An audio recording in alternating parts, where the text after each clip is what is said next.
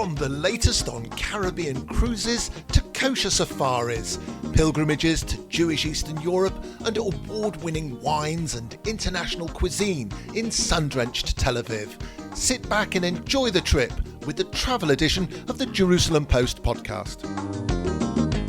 Hello, David. I am absolutely exhausted. I shouldn't start by complaining, but I am. The reason I'm tired is for you listening to this podcast. We go to the ends of the world to bring you that little bit of pleasure once every 2 weeks. I can hear our audience going, those poor guys travelling the world, staying in nice hotels, seeing the sights of the world. They need a break. We're in transit recording this podcast. We're on our way home from Uzbekistan, and you'll hear all about that in a couple of the upcoming podcasts. It was an incredible journey, somewhere we've always wanted to go, somewhere we imagined we knew, but we found out so much more once we got there. It was amazing. You have these thoughts about Uzbekistan, and I don't know a great deal about it. I'd seen some pictures, but the reality, the people there were so warm, so amazing. And I can now say thank you in another language. Go for it. Rahmat. Although you did tell me off and say Rahmat and not Rahmat, and my h was too much. Yeah, so it's like a h sound. Anyway, what are we doing this time? I think we should sail on the high seas. Is the Mediterranean Sea considered the high seas? I don't know. It depends how much rain there's been, and then it goes higher. Up and down. But not on a cruise ship this time. Much as we love cruise ships, I think something a little bit more intimate. So we're going to be telling you all about yachting off Sicily, but not just any old yachting. It's going to be kosher yachting. Ooh, that's good. Do I have to wear kippah? No, but we'll find out much more when we talk to our guest. Fabulous. And do you want to do some geometry? Why? I want to talk about triangles. Clever. Isosceles. No, that's Greek, isn't it? Equilateral. Equilateral? No, India's Golden Triangle. Oh, India's Golden Triangle. Yes. You've just been there, you lucky boy. Yes, I keep flying. It's amazing. 6 countries in 2 months, I believe. At least. If you include the stopover, I think there's an extra one in there somewhere. We're going to be hearing all about Mark's trip to the Golden Triangle, which brings us very nicely on to the questions for this week's podcast. Do you want to do one or two? I can see a word I can't pronounce in question 1, so I'm doing question 2. Okay, so I'll go for question number 1. Please forgive me if I butcher this question. The Aeolian Islands off Sicily are named after Aeolus. Who was Aeolus? Butchered. Question number 2. I travelled around the Golden Triangle of India by train. But if you were to drive, how long would the full circuit be in miles or kilometres? The answer's at the end of the pod. This is the Jerusalem Post Podcast Travel Edition. Find us on Facebook, Instagram and Twitter at MarkDavidPod, or mail us at markdavidpod@gmail.com.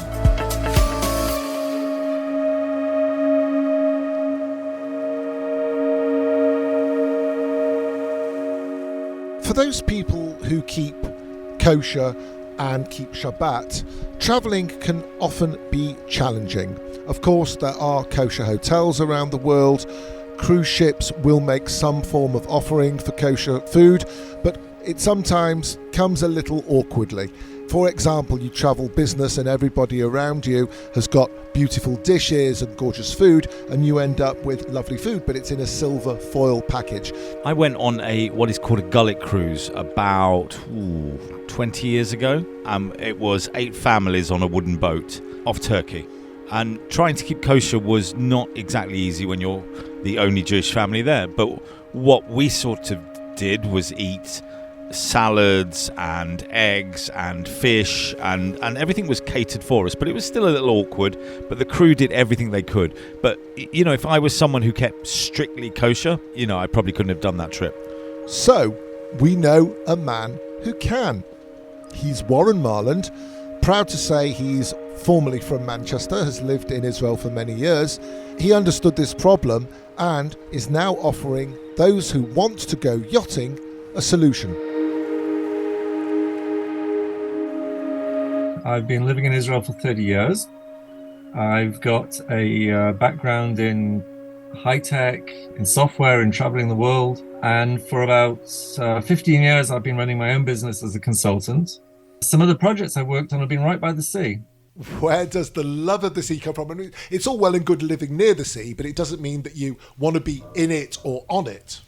This is very true. I grew up in Manchester, England, and in fact, on the way to school every day, I used to pass a water park where I could see all these little boats sailing around, and I always felt I wanted to do that. And then fast forwarding many, many years to being here in Israel, I was working on a project in Herzliya, and I saw all the boats and the sailing schools there, and I got the bug just to get my skipper's license. I signed up and I went through the training, and I got my first skipper's license, and then my international skipper's license, and that's how I got into it. How do you actually become a skipper? What's the process? The Israeli Ministry of Transport has a fairly rigorous examination system, which is actually quite well respected around the world. You have to sign up with one of the many sailing schools. You have to do a course which is in 4 modules. After each one, you have to pass an exam. Things like mechanics and navigation. And then after that, you have to do a practical test where you actually get taken out by a tester on a boat. And just like a driving test, you've got to pass that test.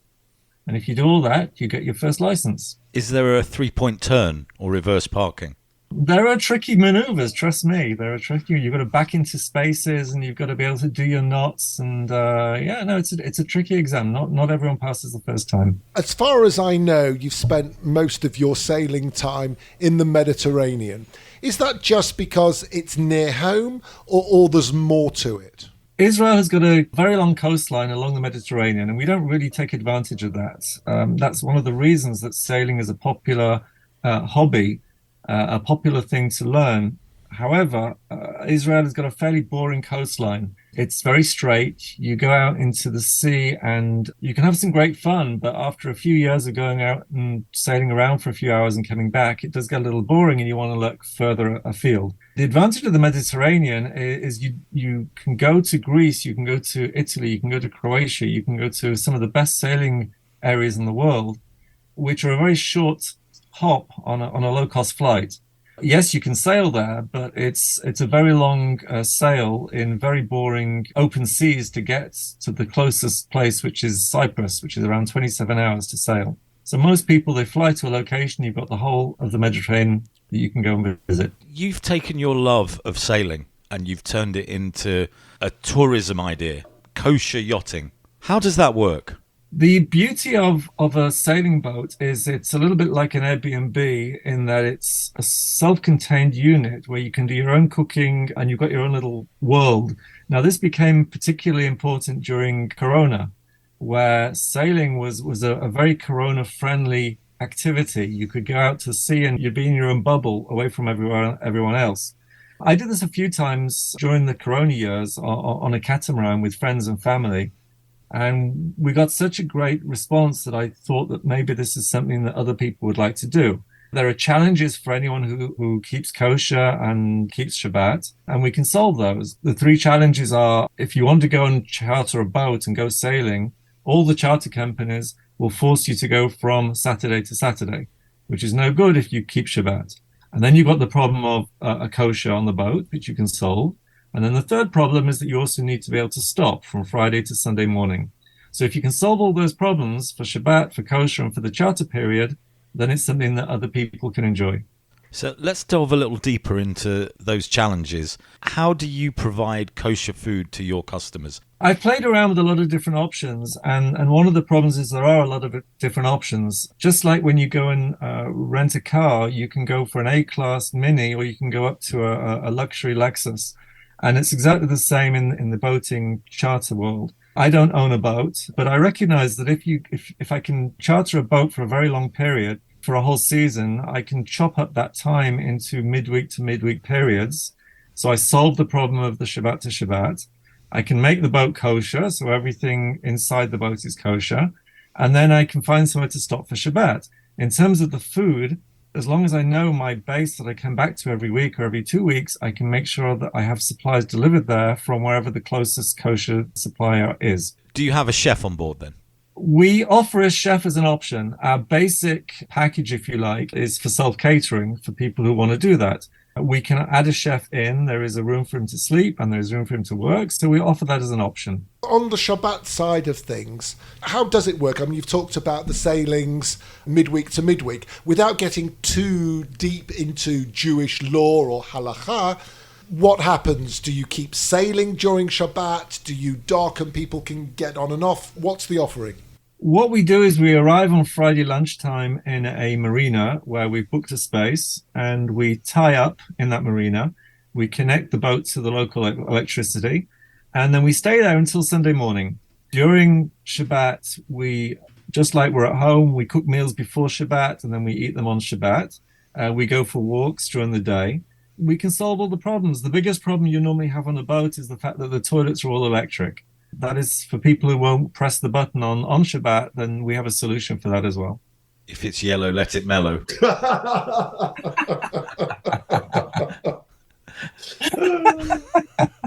You have no idea what it's like to work with this guy and go away with him.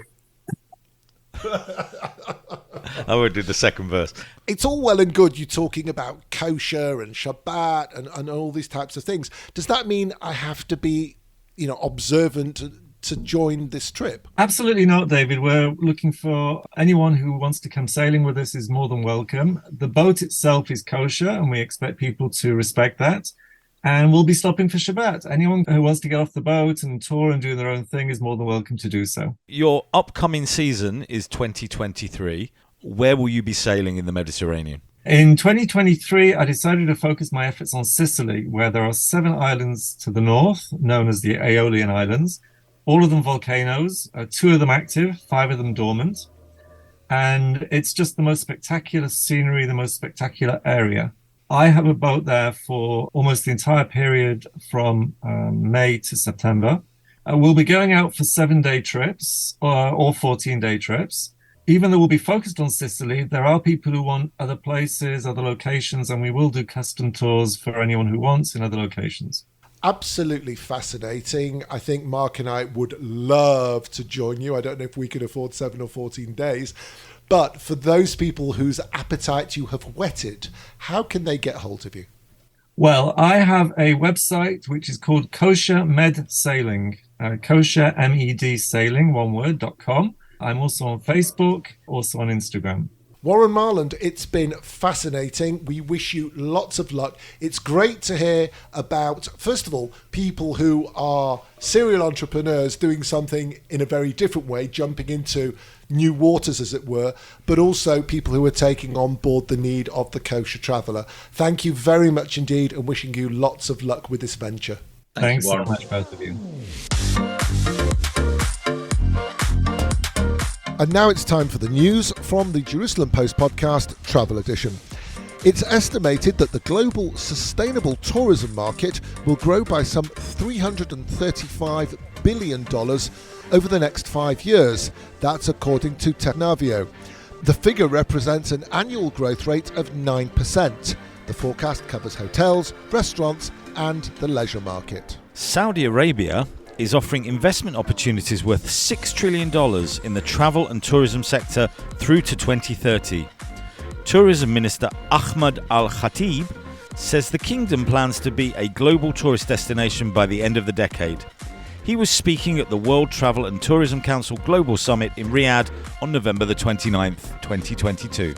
Christian visitors to Israel will have opportunities to celebrate the festive season in Jerusalem, Haifa and Nazareth, among other places. The Christmas market just inside Jerusalem's New Gate opens on December 15th, with plenty of Yuletide events being hosted in Nazareth in the Galilee and Haifa, Israel's major port city. The Mozart Prague Hotel is running a special Hanukkah offer. 15% off a 3-night stay and 20% off a 4-night stay. For full details, see the hotel's website.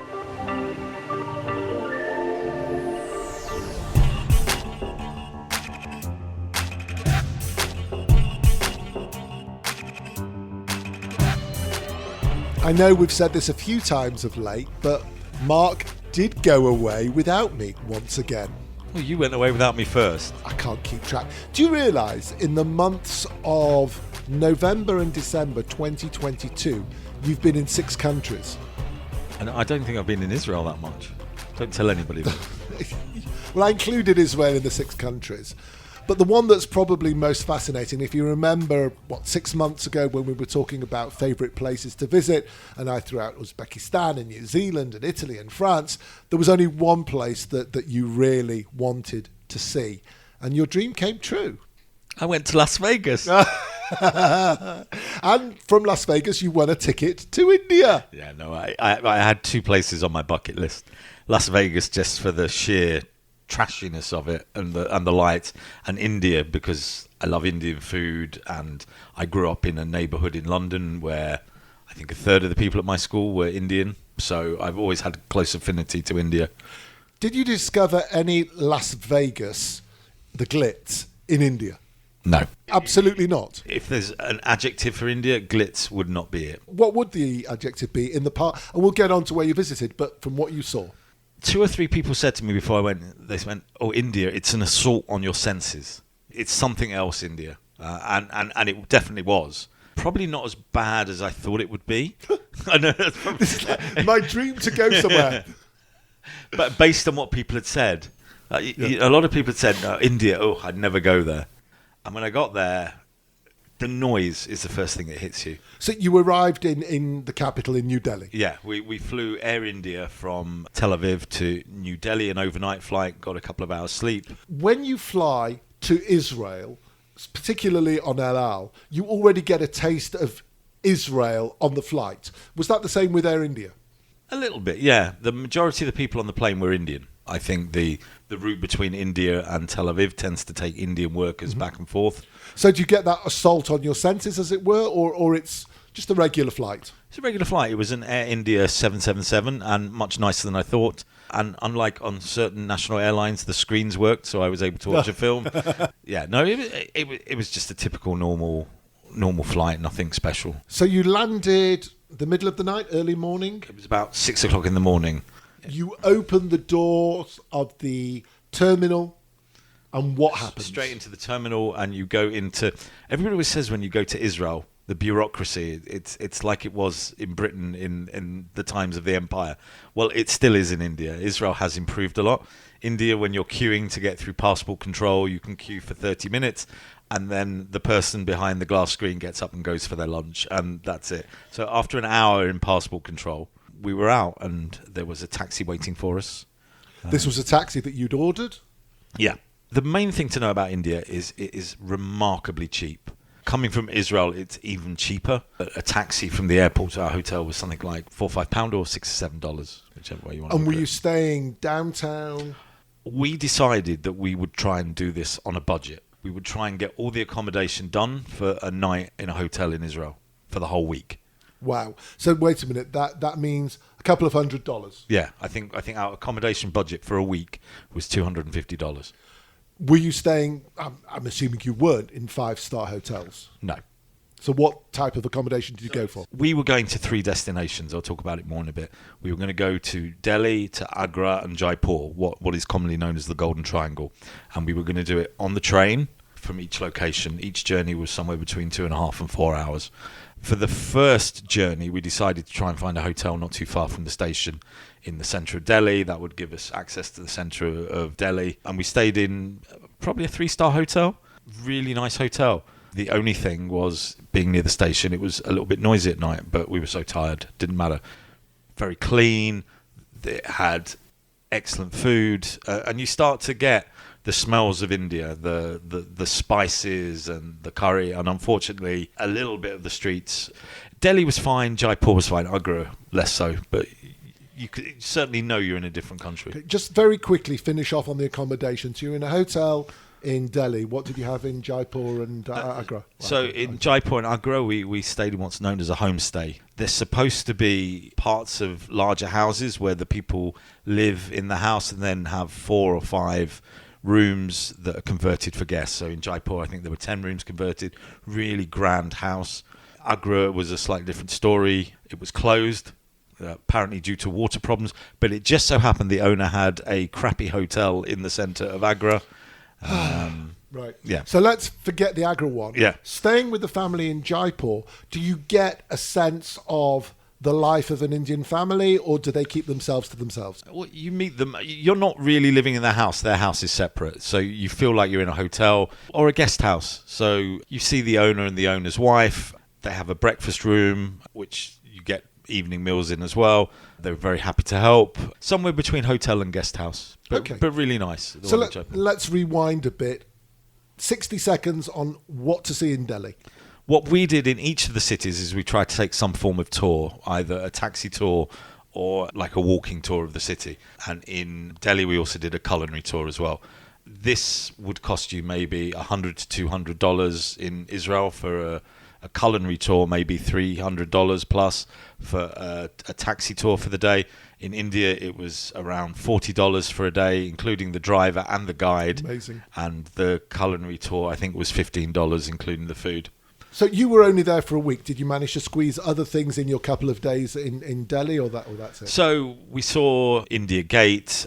We went to a temple. Probably the most impressive thing we saw was a Gurdwara, which is a Sikh temple. And within the Gurdwara, there is a building where they feed 10,000 people a day. Wow. Anybody can come, rich or poor. It's their mission to feed people. And we went into the kitchens. We saw all the people working in the kitchens with these enormous vats making curry. Very basic fare, but it was just an amazing thing to see. Okay, you've brought up food. Let's do the food now rather than saving it to the end. Is the stereotype of curry, tandoori, what you experienced, or was there so much more? I never really saw tandoori or madras or any of that food. Indian food, I think that we saw splits between sort of North and South Indian food. You're pretty much in the centre of the country. Yeah.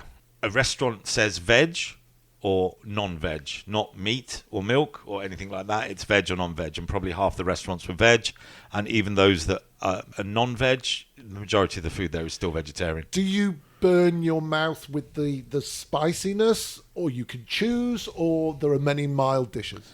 Generally, no. I think it's always sensible to ask your waiter, if you don't like spicy food, to keep it mild. But we had a lot of what they call puris and chats, which are small snack dishes. There were food like dosas, which are like pancakes. Uttapam, which is like an onion fried omelette almost, but doesn't contain egg, usually flour or lentil flour. Lentil, yeah. And it usually comes with a dip, and you dip it in. I don't think we had a curry with rice while we were there. It's just not that sort of food that you and I remember from going to Indian restaurants. Do you see any Western food? You can do. In the centre of Delhi, there's a large circle called Connaught Place, and there you've got McDonald's, you've got Burger King, Taco Bell, and what I liked best of all was there was an Indian version of Burger King called Burger Singh. But each of those restaurants has like an Indian local version of, like, there'll be a paneer burger made from paneer cheese. Wow. Okay, we've got 30 seconds on each, something like that. Beyond the Taj Mahal, is there something else to see in Agra, or did you just go for that? We did a walking tour of Agra. There is a mosque to see. There's a fort there. Agra is one of the filthiest cities I've ever seen. If you're going to Delhi, get a day trip, go and see the Taj Mahal, get on the road straight out of Agra. Not worth it. Wow, you heard it here. And Jaipur, is it as pink as the pictures suggest? It's red. It's pink in the certain sunlight, but it's a red city, basically. The centre of the city is a marketplace, and all the buildings are red. There are some fabulous monuments there. There's something called the Hawa Mahal, which is a wall with lots of windows, and it's sort of the stereotypical thing you see of Jaipur. There's the Jal Mahal, which is a floating palace, which only the top 2 floors are above the lake, and the rest of it is underneath the lake and has been flooded. There's the Amber Fort. Jaipur I really liked. Really, really nice place. Would you recommend for somebody with 7 days to do the trip that you did? Pretty much, but as I say, I would cut Agra out and do it as a day from Delhi, and then I would possibly go down to Jaipur and back again. I think we had the right amount of time. The only thing I would advise against is check the weather expected that time of year. We got caught in a little bit of smog at the end of it. This was in November, right? Yeah, this was late October, early November.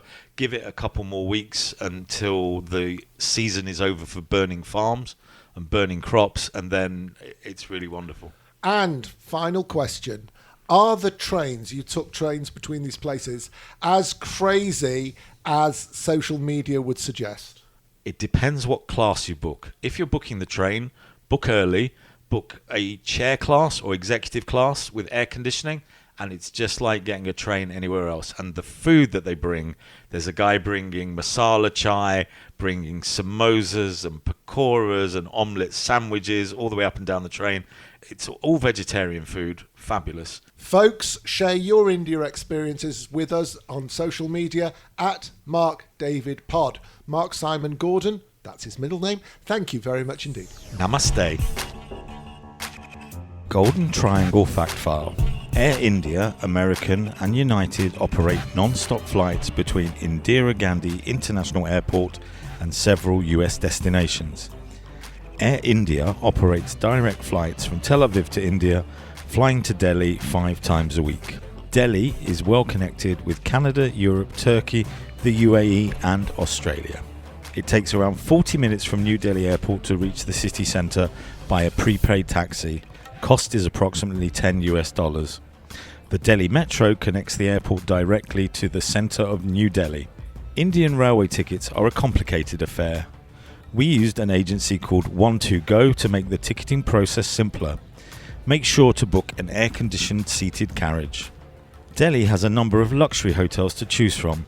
As well as the international chains, you can stay in the Taj Palace, Shangri-La Eros, Leela, Lodi and Oberoi. For a mid-price hotel, we recommend the Meridian, which starts at around $165 a night for a double room. For budget hotels, the Bloom Rooms chain at around $40 per night are excellent value. For travel to Jaipur and Agra, I recommend a homestay or a bed and breakfast, which can work out excellent value at around $20 a night or less. Please read reviews carefully before booking. The currency in India is the rupee. As of December 2022, the rate is currently around 81 rupees to a US dollar. Kosher meals can be arranged through Chabad in New Delhi, and there are thousands of pure vegetarian restaurants in Delhi, Agra and Jaipur.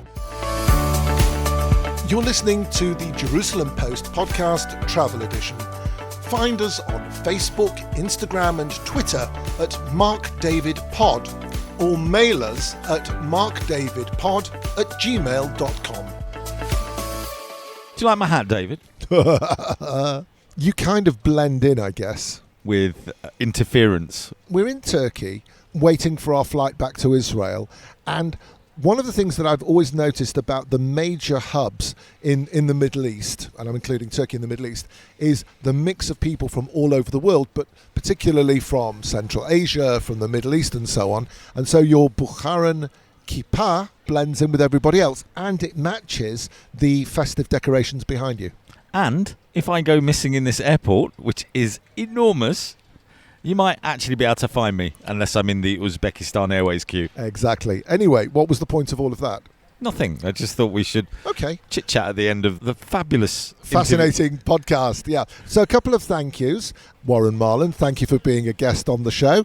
And thank you to Mark Gordon for telling us all about India. Please, folks, if you've enjoyed this pod, share it with your friends, tell them all about it, subscribe, and you can always rate us on your podcast provider. And if you didn't enjoy the podcast, share it with your friends and lie.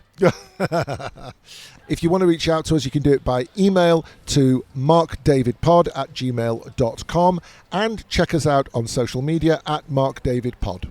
Should we do the quiz answers? Surely. So I think I have to do the first one, which was question number 1. The Aeolian Islands off Sicily are named after Aeolus.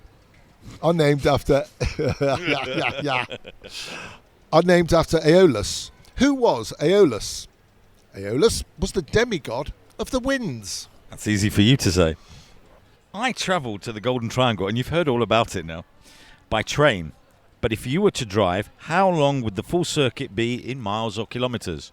And the answer is 447 miles or 720 kilometres. But much more fun on a train. I imagine it probably was. They do a very nice cup of masala chai. Okay, folks, that's it for this time. Look out for our next podcast dropping your way in 2 weeks' time if you've subscribed. Bye-bye. Bye.